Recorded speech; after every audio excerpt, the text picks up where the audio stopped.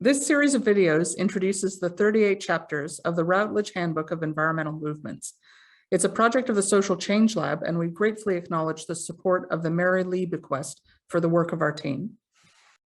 Hi, everyone. My name is Winifred Lewis, and I'm a professor of psychology at the University of Queensland. Hey guys, I'm Austin Manchadi, and I'm a research assistant on this project. What we're doing is we're making videos for all of the 38 chapters of the Routledge Handbook of Environmental Movements. And today we're looking at chapter 13, Climate Change Movements in the Global North. And that's written by Eugene Melman. And he is a lecturer in sociology, senior lecturer at Birmingham City University. So this is really a historical analysis of climate change movements, as the title suggests. And one of the things the author does in the introduction is define what the climate change movement is about. And along the lines of the definition of environmental movement more broadly, of being a diverse collection of actors working to benefit the environment, the climate change movement is a diverse network of formal organizations, informal groups, and individuals working to address the issue of global warming and in its various effects, and address greenhouse gas emissions. So part of the chapter structure is a section on how it came to be a political issue, right, Austin? Yeah, definitely. And it starts out with basically saying in 1979, so about 40 years ago, there was a World Climate Conference in Geneva that made consensus that, look, there is a threat. You know, the temperatures are rising and there's going to be problems alongside that. Yeah. And I think within the same year, Margaret Thatcher, then went on to state, and is a very important person, stated that we have to be more careful with the burning of coals and fossil fuels. And that was at the G7 conference. Yeah. So for those that don't know, Margaret Thatcher was actually the Prime Minister of Britain at the time, and the G7 is a meeting of the 7 biggest economies in the world. Yeah. And from that, climate change worked its way into a political issue. And after that took more than I think it was 10 or 11 or 12 years or something before it became like a treaty. There was an international treaty formed on climate change. And even though there's been small steps made, it has been politicized quite recently. Yeah. Yeah, that's right. It was really interesting reading this section about how even the environmental groups that were active didn't take action on climate change per se, because there were so many other disasters to worry about, like with chemical poisoning or nuclear accidents. And so they found the climate change was kind of abstract, and people didn't have a sense of what they even could do about it. And so then in the next section of the chapter, when they're looking at the early international climate change negotiations and activism, part of it is really about people coming to realize it's a problem, and then part of it is trying to work out how they should react. So as early as 1988, there was a conference called by Canada where 50 countries attended, and that in that same year, the UN established the Intergovernmental Panel on Climate Change to review the evidence as to whether climate change was happening and provide recommendations. And then from there, it built up to the 1992 Rio Earth Summit. And part of what's happening was public awareness was changing. Like Time, a big American magazine, ran a cover story about climate change, and many countries had established, negotiating teams and so on. And the environmental groups had come together into the Climate Action Network set up by Greenpeace with 63 different organizations. And they were really trying to say that humanity should try to achieve less than 2 degrees of global warming through the climate change process. So that was the beginning of the frameworks that we're still working through today. And individual groups were working in their local areas to raise awareness of climate change. But it was in the context that the big industries, especially the United States and the UK, resisted the idea that there should be like concrete immediate steps, and that they in particular should pay because they'd contributed a lot to the problem. And of course, our own country, Austin and I are both based in Australia now, it's like had also been part of this, of not really wanting to act.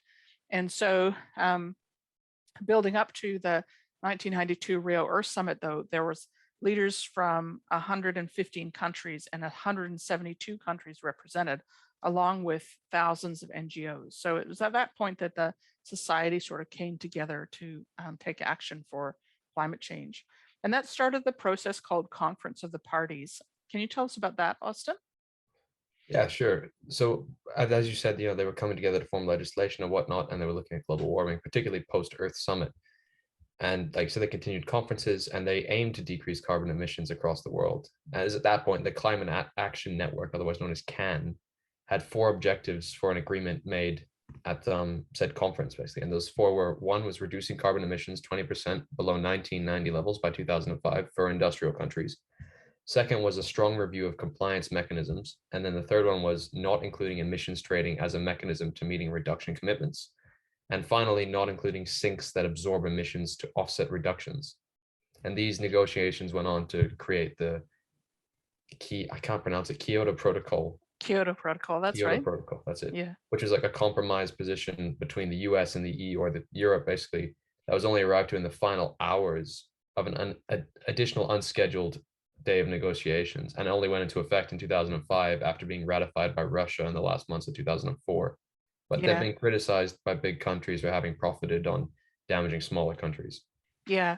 And also because it had non-binding targets. So I think what you've just said just highlights how hard it's been to come to an agreement as a species, kind of how we're going to manage this. So it was like the suspicion by some of the green groups was that carbon trading or these offset schemes would be exploited and not be able to stop the trajectory of increasing global warming, which is something that we certainly have seen.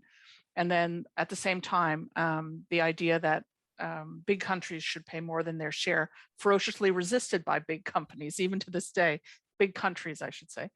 So yeah, in the next section, the author talks about the climate justice movement, and really it picks up from what I just said, that even the early NGOs didn't really engage the extent to which the destruction of the environment is overlapping with other systems of economic and historical pressure, like colonialization, colonial, oh dear me, Colonization. colonization, goodness There you go. gracious. And just symbolic of how the environment movement has struggled to come to grips with this. No, but I'm just coming back to it, has not addressed the extent to which the continuing destruction of like the Amazon rainforest or the evil legacy of oil extraction and mining around the world is actually tied in with this global privilege system where resources come from the global south and make people in Europe and North America richer. And so the climate justice movement says we need to address themes of racism, we need to address the reality of the unfairness of our international system, or we're never really going to come to grips with what's going on with climate change. And it has been, a growing part of the climate change movement. So in addition to the original Climate Action Network, there was the Climate Justice Network that formed to try and bring forward a voice for Indigenous peoples in particular from Latin America and Asia and around the world that are impacted by these companies' practices. And then in the next section, there's a discussion of campaigns at local and national levels for climate change policies. What's that about, Austin? Essentially, it says the international accords were non-binding at the time, which means they weren't fully set in, and that didn't provide. Oh, sorry, it did provide a lever to EMOs to get their own governments to act, after environmental protests. And many national governments have come to, like alongside cities and municipalities, have come along and tried to make changes to reduce things and make things, like net zero. And in some countries and American states as well, they're beginning to put policies in place to make the world better. I think, for instance, in Los Angeles, everyone has to be driving an electric car by 2030, I want to say. Yeah, I don't know what year it's in, but that kind of an initiative in California has often resulted in ripple effects throughout the world, for sure. Yeah. I'll just note as in passing, when you say EMOs, that's environmental movement organizations, as the authors and other people in the book refer to them. And then that last section in this chapter talks about the recent climate mobilization around the world, which really is in super diverse forms. So part of it is arising out of the climate justice movement, and you've got movements like the pipeline protests in the US, which have a real voice for Indigenous peoples protesting, but also are taking action against fossil fuels and extraction. And then you've got huge youth movements, especially the school strikes or Fridays for Future, where literally millions of people from countries all around the world are trying to speak up and say that we shouldn't just ignore the impact of this on the future generations, and there's a sense that the current leadership, which is on the whole elderly, is kind of not taking responsibility for what's going to happen when their Yeah. children and grandchildren actually are living as people on the earth. And then there's more and more direct action and the movement like Extinction Rebellion, where people just feel really frustrated that if normal protests aren't working. And so they're trialing all these new forms of protest, like blockades and sit-ins.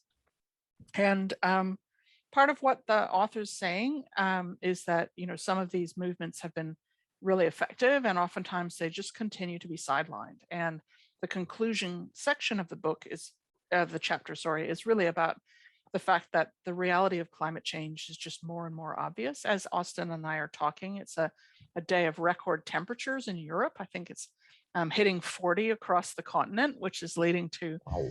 yeah, I know, it's so abnormal for Europe. And so those high 30s temperatures are starting to hit home, and we've seen natural disasters. So the author kind of finishes by saying we need more research and we need more action. So I think it's hard to disagree with that, Austin? Yeah, definitely. I mean, even in Brisbane, it's the coldest winter in 20 years.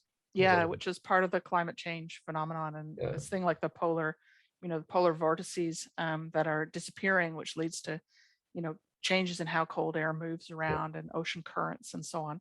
I think it's just harder and harder for people to not feel like there's a crisis. And so the challenge is really to come to an agreement on how we're going to address this. And one of the things I find heartening about the chapter is actually I paradoxically came to feel like it has moved much more quickly than a dispassionate observer might expect. So from 1979 to bringing together nearly the entire leadership structure of the world, that's actually only 13 years. That actually is pretty quick. And although it's appropriate to the scale of the problem, and the problem in fact demands even more urgency, I think getting from the first meeting of all the leaders of the world in 1992 to a position 30 years later where we are seriously thinking about trying to change the entire basis for our energy system, that's probably pretty fast and pretty impressive. But as the author says, we need to move more quickly.